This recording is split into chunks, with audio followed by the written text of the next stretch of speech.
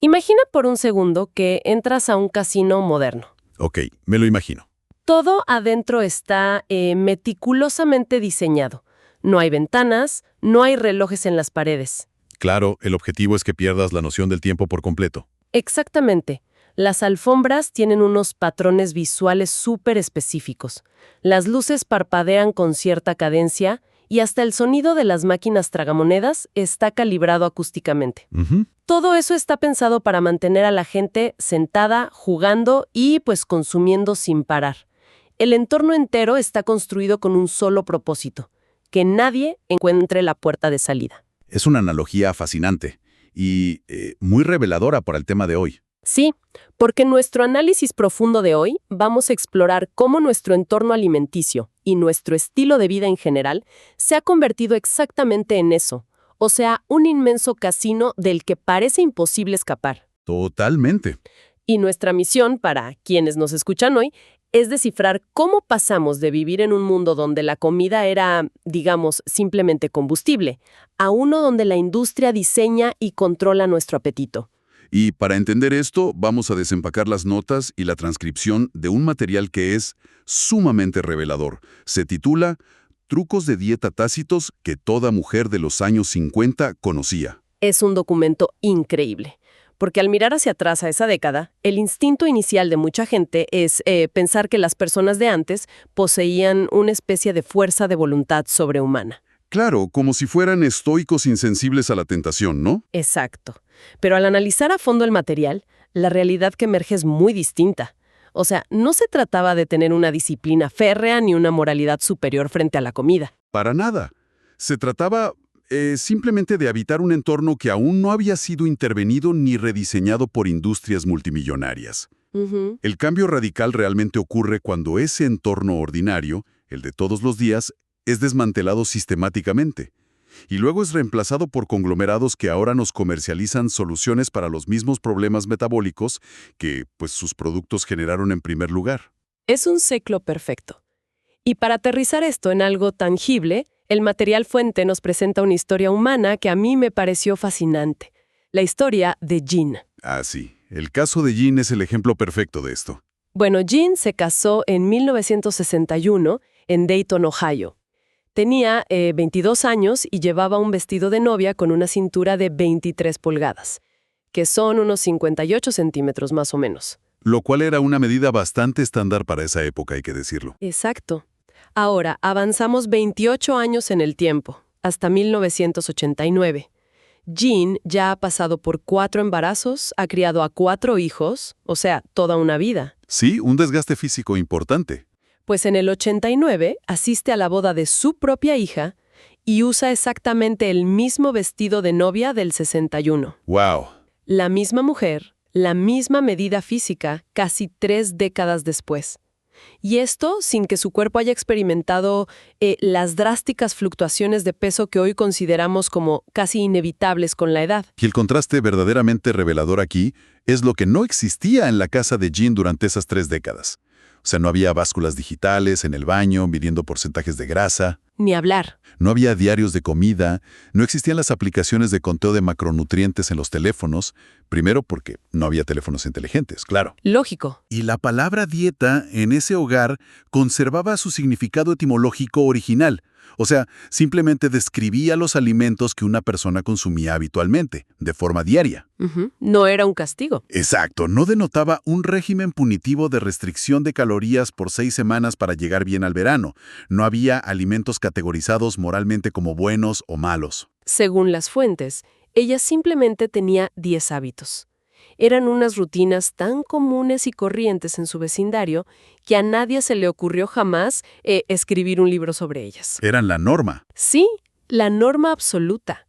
Y quiero que empecemos directamente con el hábito número 10 de Jean, porque rompe por completo con el paradigma actual. A ver. Jean nunca comía entre comillas. El concepto de la merienda constante simplemente no existía. La cocina se consideraba una habitación funcional que se abría a la hora de comer y luego se cerraba. Literalmente se apagaba la luz. ¿Y ya? Así es. Pero aquí me surge una duda genuina. Si la industria del snack no existía en esa época, ¿Qué pasaba si alguien llegaba a las 3 de la tarde verdaderamente hambriento? ¿Simplemente se aguantaban el dolor de estómago hasta la noche? Es una gran pregunta. Pero es que el paradigma era distinto. El hambre leve a media tarde no se veía como una emergencia médica que requiriera intervención inmediata con una barra de granola.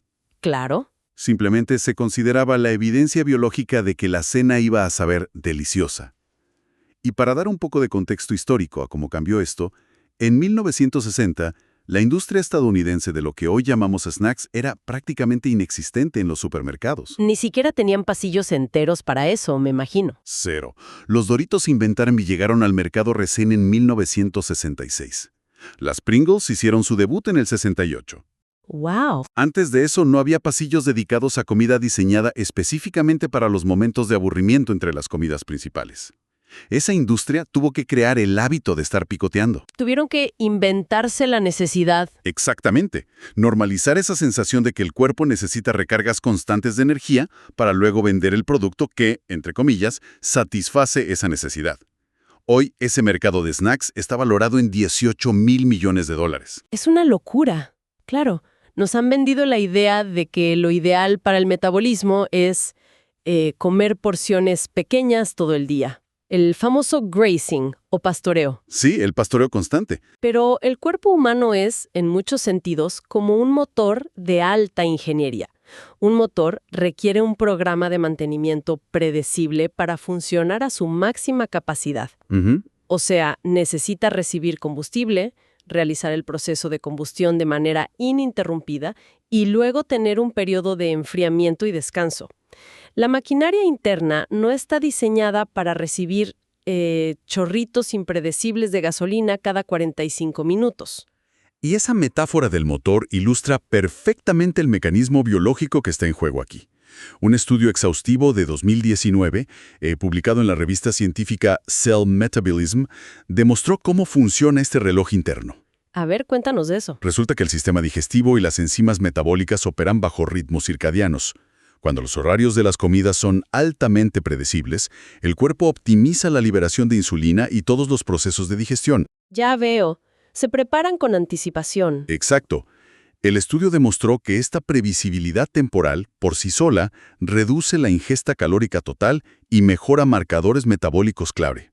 Y esto sin necesidad de restringir conscientemente las cantidades. ¡Wow! ¿O sea que la rutina es más importante que la restricción? Sí. El cuerpo simplemente funciona con mayor eficiencia cuando sabe exactamente cuándo va a llegar el próximo bloque de energía. Lo que nos conecta de inmediato con el hábito número 7 de Jan, y es tener 3 comidas a la misma hora, todos los días, sin excepciones. La estructura de la época. Claro, en 1958, la vida comunitaria giraba en torno a estos anclajes temporales. Las fuentes mencionan que el silbato de la fábrica local sonaba a las 12 en punto del mediodía. ¿Como un reloj? Sí, a esa hora el trabajo se detenía, las escuelas hacían una pausa y todos, absolutamente todos, almorzaban. La cena era un evento inamovible a las 6 de la tarde y el desayuno ocurría religiosamente a las 7 de la mañana. Y fíjate que entre esos 3 puntos fijos, el sistema digestivo descansaba por completo. Y el contraste moderno con eso es abrumador. Totalmente abrumador. Porque en 1977, la comercialización de la alimentación dio un giro radical con el lanzamiento de productos como Slim Fast. Ah, ¿los famosos batidos? Sí, esto inauguró la era de los reemplazos de comidas. La industria introdujo la premisa de que procesar, masticar y sentarse a comer un almuerzo real era ineficiente. Que perdías tiempo, básicamente. Exacto. Y que podías reemplazarlo con un batido hiperprocesado en tu escritorio sin dejar de trabajar. Hoy, esa subindustria de reemplazos líquidos y barras sustitutivas vale $16,000 millones. ¡Qué barbaridad! Y piensa en esto. El horario fijo y predecible de 1960 no costaba un centavo. Era una estructura social gratuita. La alternativa moderna te ofrece conveniencia, pero a cambio de suscripciones mensuales de polvo proteico. Claro, te venden el problema y la solución. Pero a ver, si el cuerpo prefiere este horario fijo y sin picotear entre horas, la pregunta lógica que me surge es ¿con qué combustible llenaban el tanque a las 7 de la mañana para no colapsar de hambre a media mañana? Es una excelente pregunta. Porque seamos honestos, hoy en día un plato de cereal dulce comercial te deja temblando y buscando desesperadamente un café con azúcar apenas 2 horas después. Sí, te da el famoso bajón de azúcar. Y eso nos lleva al hábito número 9 de nuestro análisis, el desayuno real. Según las fuentes, un martes por la mañana típico del 59 para Jean consistía en romper un par de huevos enteros y cocinarlos en mantequilla real. ¿Mantequilla de verdad? Nada de margarinas vegetales. Así es, y los acompañaba con rebanadas de pan horneado localmente y café negro. Preparar esto costaba unos 20 centavos de dólar. No había suplementos vitamínicos aislados, ni barras energéticas de avena superprocesadas. Aquí es fundamental entender el mecanismo endocrino, es decir, cómo reaccionan nuestras hormonas a lo que comemos. Investigaciones modernas en revistas como el American Journal of Clinical Nutrition han mapeado exactamente por qué el desayuno de Jean la mantenía saciada hasta el mediodía. A ver, explícanos la ciencia detrás de esos huevos con mantequilla. Bueno, cuando se consume proteína entera y grasas naturales, como la yema de un huevo cocinada en mantequilla, el tracto digestivo tarda un tiempo considerable en descomponer esos enlaces químicos. Le da trabajo al estómago. Exacto. Y durante ese proceso, el cuerpo suprime activamente la secreción de grelina, que es la hormona responsable de enviar la señal de hambre al cerebro. La hormona que te dice, oye, come algo. Esa misma. Al mismo tiempo, este tipo de comida evita los picos violentos de insulina. En cambio, un desayuno altamente procesado, moderno, de esos ricos en carbohidratos refinados, se digiere tan rápido que inunda el torrente sanguíneo de glucosa. Provocando un pico masivo, me imagino. Sí, un pico masivo de insulina seguido de un colapso brusco. Y ese colapso es lo que el cerebro interpreta como una emergencia de inanición a las 10 de la mañana. Por eso la gente necesita el snack. O sea que básicamente cambiamos una saciedad bioquímica duradera por una velocidad empaquetada. Así es. Pero la comida en sí no es lo único que cambió. La infraestructura alrededor de la comida también se expandió. Y hablo literalmente del tamaño de las cosas. Ah, el tamaño de los platos, claro. Exacto. El hábito número 8 documenta la evolución de la vajilla. En la época de Jean, los platos principales de cena que se usaban en cualquier hogar medían unas 9 pulgadas de diámetro. Marcas clásicas de la época, como Fiestaware o la vajilla de melamina, Melmac, se fabricaban con esas dimensiones. Hoy en día, si vas a comprar platos a cualquier tienda por departamentos, el estándar absoluto para un plato llano es de 12 pulgadas. Y desde una perspectiva matemática y de geometría espacial, la diferencia es profunda. Esas 3 pulgadas adicionales en el diámetro no suenan a mucho de forma lineal, ¿verdad? No, suenan a un bordecito extra y ya. Pero expanden el área total del plato de forma dramática.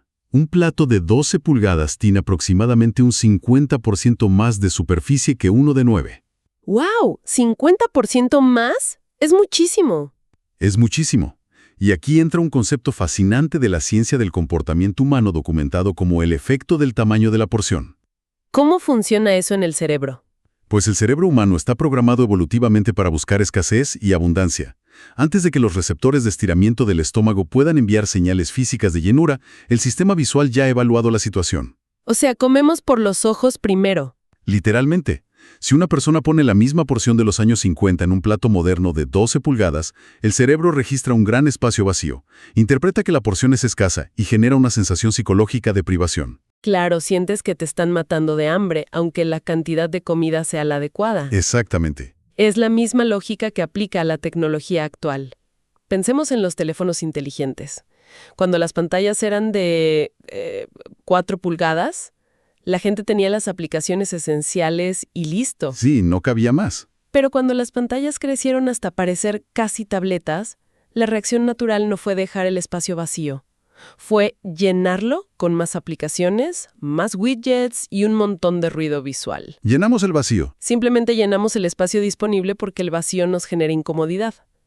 Entonces, si el plato crece un 50%, pues la porción de comida sólida crece automáticamente para cubrir ese lienzo, ¿no? Exactamente. Lo que un restaurante familiar en 1961 consideraba un plato principal rebosante, hoy luciría como un menú infantil o una porción de degustación en cualquier cadena comercial.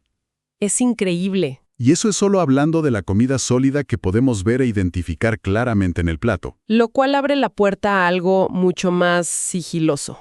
Porque si las porciones sólidas crecieron visualmente, hay que mirar dónde se esconden las calorías invisibles. El azúcar. Así es. El hábito número 6 de nuestro análisis profundo trata sobre cómo el azúcar pasó de ser un evento a ser un conservante ubicuo. En 1958, el azúcar era para ocasiones especiales. Un pastel de cumpleaños, por ejemplo. Exacto. Estaba en un pastel que se preparaba desde cero o en los postres dominicales. En 1960, las estadísticas muestran que el consumo per cápita de azúcar añadida en Estados Unidos rondaba las 23 libras anuales. Que ya era algo, pero mira lo que pasó después. Sí. La cifra actual, para sorpresa de nadie, pero alarma de todos, asciende a 57 libras por persona cada año, más del doble. Es una cantidad brutal para el cuerpo. Y lo peor es que la gente no está sentada en sus salas comiendo azúcar a cucharadas de un tazón. El azúcar entró por la puerta trasera de la despensa. Ingresó como un ingeniero de sabor oculto en productos salados y de uso diario. El ejemplo más claro que mencionan las fuentes es la clásica salsa de tomate comercial. Ah, la salsa para pastas, claro. Sí. Una receta casera de los años 50 para una salsa de pasta llevaba tomates triturados, ajo, aceite de oliva, orégano y pues un poco de sal. Eso era todo.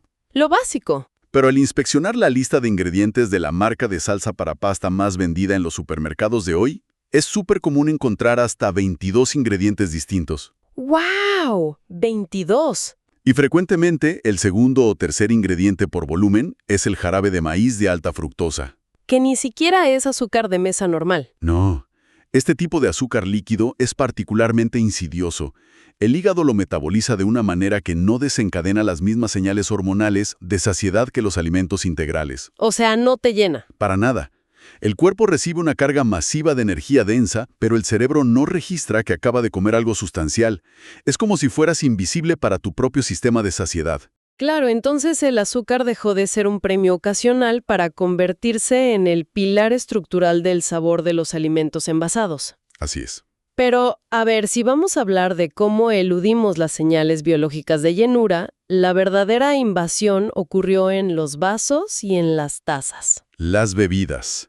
Ahí está la clave. Sí, los hábitos 5 y 4 nos recuerdan que en el pasado la gente básicamente bebía 3 cosas: agua, leche entera y café negro. A mediados de siglo, el lechero dejaba botellas de vidrio retornables en la entrada de las casas. El agua del grifo acompañaba los almuerzos y las cenas cotidianas. Y la Coca-Cola, bueno. Ah, la Coca-Cola, que hoy fluye como agua corriente. En esa época era un lujo estrictamente reservado para los viernes por la noche. Y venía en una pequeña botella de vidrio de 6,5 onzas. Ahora es la botella de plástico de 20 onzas. Que es gigante. Gigante. Y transporta alrededor de 240 calorías puramente líquidas. La industria global de bebidas modernas, que abarca desde refrescos tradicionales hasta aguas supuestamente funcionales y bebidas energéticas, es un titán. Un titán financiero. Valorada en más de 300.000 millones de dólares. Y todo ese volumen de mercado inmenso se construyó monetizando y reemplazando el consumo de agua, que históricamente era gratuita o, digamos, de muy bajo costo. Y el colapso absoluto de esta barrera líquida lo vemos de manera clarísima en el café. El café es el mejor ejemplo. En 1961, tomarse un café significaba hacer una pausa de 15 minutos en el trabajo, preparar una taza caliente en una cafetera de filtro tradicional y, pues, beber un líquido oscuro y amargo que aportaba exactamente 2 calorías. 2 calorías. Nada. ¡Literal! Las fuentes de hoy incluso rescatan una anécdota cultural que es fascinante. Resulta que Jacqueline Kennedy mantuvo su silueta pública y su energía a lo largo de los años bebiendo únicamente café negro a lo largo del día. Claro, porque era una bebida estimulante, no un grupo alimenticio. Exacto. Era energía limpia, sin calorías extras. Pero el desafío corporativo era evidente. Es financieramente imposible generar crecimiento sostenido y márgenes de ganancia masivos vendiendo agua caliente que sabe a grano tostado con apenas 2 calorías. No es negocio. No lo es. La solución fue una obra maestra de la reingeniería de productos. A partir de los años 80 y 90, se inventó el concepto de la bebida de café. Se transformó un estimulante amargo en un vehículo de transporte para lácteos ultraprocesados, jarabes saborizados, cremas batidas y caramelo. Literalmente crearon un caballo de Troya líquido. ¿Tal cual? Las cadenas de cafeterías, que hoy representan un mercado de más de 165.000 millones de dólares, lograron que millones de personas consideren normal entrar a las 8 de la mañana y pedir un latte especiado de calabaza tamaño grande. Una bebida que puede superar fácilmente las 400 calorías.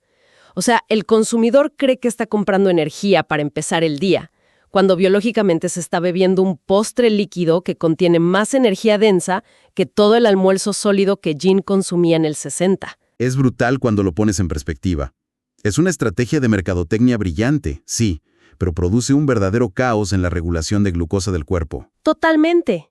Y ese consumo masivo y silencioso de energía nos obliga a observar el otro lado de la ecuación metabólica, es decir, cómo se gastaba esa energía. El movimiento. Exacto. Lo que nos lleva al hábito número 3 de Gin y de toda su generación. Se movían de manera constante durante todo el día. Sí. En la década de los 60, el término de hacer ejercicio estaba confinado al léxico militar o al entrenamiento de atletas profesionales. No era algo de civiles comunes. No, las personas comunes no se ponían ropa especial de lycra para ir a levantar pesas o correr en cintas estacionarias durante 45 minutos. Simplemente operaban en un mundo físico. La rutina diaria de una ama de casa o un trabajador de esa época requería un esfuerzo mecánico tremendo, si lo piensas. Ir a comprar la comida significaba caminar a la carnicería, luego a la panadería y cargar las bolsas de regreso a casa. Lavar la ropa implicaba cargar canastas pesadas, colgar prendas húmedas al sol, estirando los brazos repetidamente. Preparar la cena desde cero requería estar de pie cortando, amasando y revolviendo frente a la estufa durante casi 2 horas. Era una resistencia física constante. Pero nadie lo documentaba como un entrenamiento cardiovascular, ¿no? Claro que no. Era, sencillamente, la fricción normal de existir. Y la comunidad científica tiene un término muy preciso para describir este fenómeno hoy en día. La prestigiosa revista Science publicó investigaciones detalladas sobre lo que se denomina el NEAT. ¿NEAT? ¿Qué significa eso exactamente? Génesis por actividad sin ejercicio. Y este concepto engloba toda la energía que el cuerpo quema haciendo cosas que no son dormir, comer, ni hacer deporte formal. O sea, ¿todo el movimiento incidental? Exacto. Incluye estar de pie, caminar por un pasillo, teclear, barrer el suelo e incluso los pequeños movimientos musculares que hacemos solo para mantener la postura. El metabolismo mitocondrial responde a este movimiento de bajo impacto constante quemando energía de forma súper sostenida. ¿Y qué impacto real tiene ese tipo de movimiento en los números diarios? O sea, ¿cuántas calorías estamos hablando? Es inmenso. Los estudios revelan que las diferencias en el NEAT pueden explicar una variación asombrosa de hasta 2.000 calorías quemadas por día entre 2 individuos del mismo tamaño. 2.000 calorías.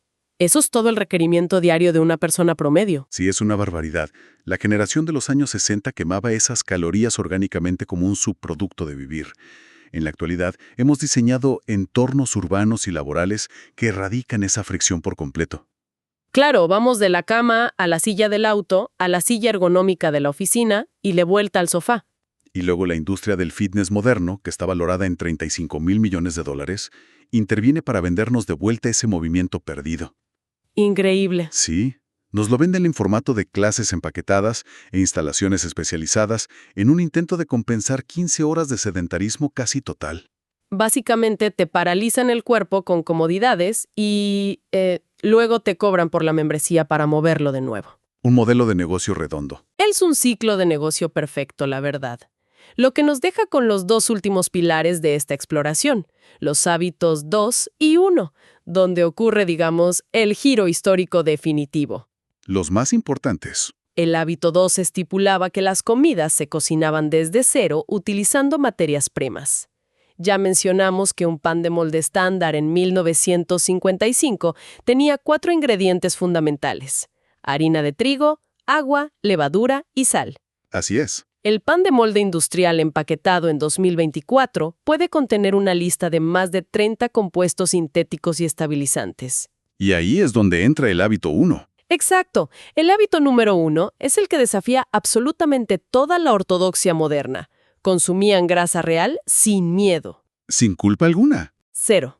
Jim freía y horneaba usando mantequilla auténtica. Preparaba la masa de sus pasteles con manteca tradicional y bebía leche entera con toda su nata. Y este es el epicentro del terremoto nutricional del siglo XX. Para comprender la magnitud de este cambio, hay que analizar los eventos de 1977. ¿Qué pasó exactamente ese año? Porque parece ser el punto de quiebre. Ese año, el Comité Selecto del Senado de los Estados Unidos sobre Nutrición y Necesidades Humanas intervino directamente en la política alimentaria. Publicaron unas directrices federales sin precedentes.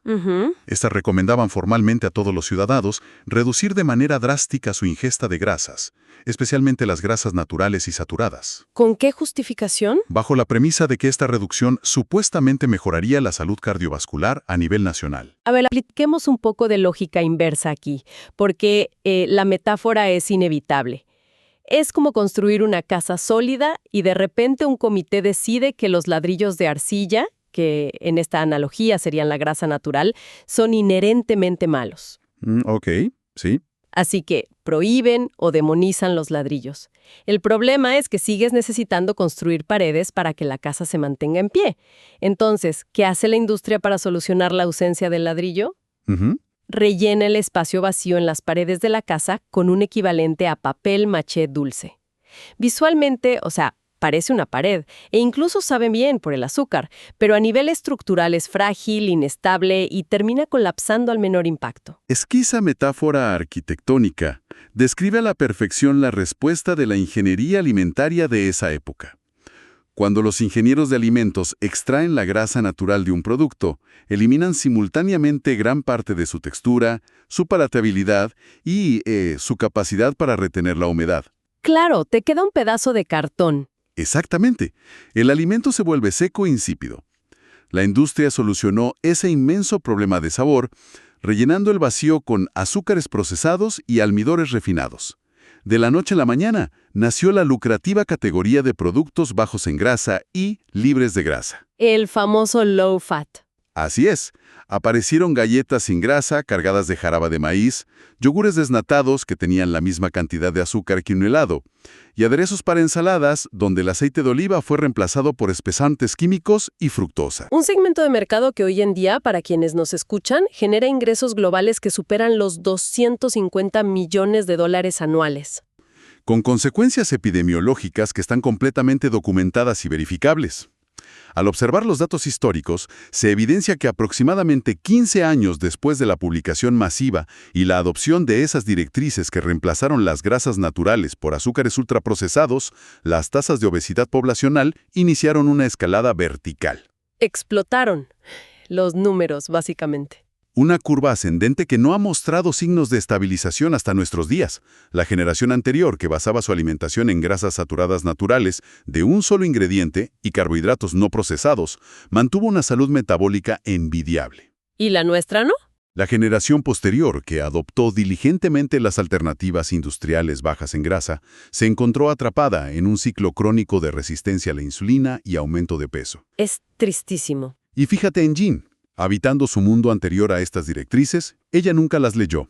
Continuó utilizando su mantequilla y su manteca, y el mismo vestido de novia del 61 siguió abrazando su figura hasta bien entrados los años 80. Entonces, cuando damos un paso atrás y observamos el panorama completo de este análisis profundo, surge una revelación que a mí me parece bastante liberadora. A ver.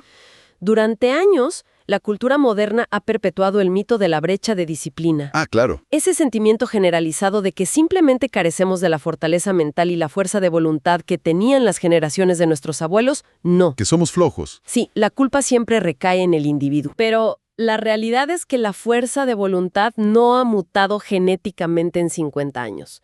Lo que enfrentamos no es un déficit de disciplina personal, es el agotamiento inevitable de intentar resistir a cada minuto contra un entorno que fue rediseñado química y psicológicamente para eludir los sensores naturales de saciedad del cerebro humano. Completamente de acuerdo. Hacen que la biología falle por diseño. Y cuando inevitablemente lo hace, aparecen las empresas para vender la aplicación de meditación, el contador de macros o el suplemento milagroso para gestionar ese mismo fallo. Esa es la tesis central que nos deja este recorrido histórico. Cuando tomamos los 10 hábitos de Jan y los ubicamos en el contexto de 1960, el resultado es que mantener una salud óptima costaba menos, en términos relativos ajustados a la inflación, de lo que cuesta hoy una simple bolsa de aperitivos ultraprocesados tamaño familiar. ¡Wow! ¡Qué perspectiva! Esos 10 hábitos no exigían cuotas mensuales en clubes deportivos, no requerían descargar bases de datos nutricionales en el teléfono, ni descifrar etiquetas con listas de ingredientes impronunciables. Eran gratis y sencillos. Y sobre todo, no operaban bajo la premisa de la culpa constante o la insatisfacción corporal perpetua. La base biológica del metabolismo humano no se ha alterado. Lo que se alteró fundamentalmente fue la transferencia de riqueza. Ujú. Una transferencia que ocurrió cuando necesidades básicas y gratuitas como el agua, el movimiento natural y la comida de un solo ingrediente fueron empaquetadas, modificadas y devueltas al público en forma de productos patentados. Esto me deja pensando en algo, para que quienes nos escuchan lo lleven con ellos hoy mientras procesamos toda esta información. Si en tan solo 50 años nuestra sociedad logró rediseñar por completo el entorno físico y químico de los supermercados para engañar a nuestra biología y convertir la vida diaria en este casino de consumo, Sí, ¿qué va a pasar en las próximas décadas con la explosión de la inteligencia artificial y la llegada de la comida sintética hiperpersonalizada? da un poco de miedo pensarlo. Mucho miedo. Porque si el casino alimenticio actual funciona a base de azúcar invisible y algoritmos de mercadotecnia, pues el casino del mañana podría ser directamente neurológico, Ujú. diseñando moléculas que se acoplen perfectamente a receptores específicos de dopamina en cada individuo, en tiempo real. O sea, un casino del que tu cerebro literalmente no querrá salir. Exactamente. La pregunta que debemos hacernos ya no es solo si tenemos la capacidad de encontrar la puerta de salida de este casino actual, sino si, dentro de 20 años, siquiera seremos capaces de distinguir si estamos dentro o fuera de él. Es una reflexión muy profunda para terminar. Bueno, ha sido una exploración fascinante. Muchas gracias a todos los que nos acompañaron hoy en este análisis. Hasta la próxima.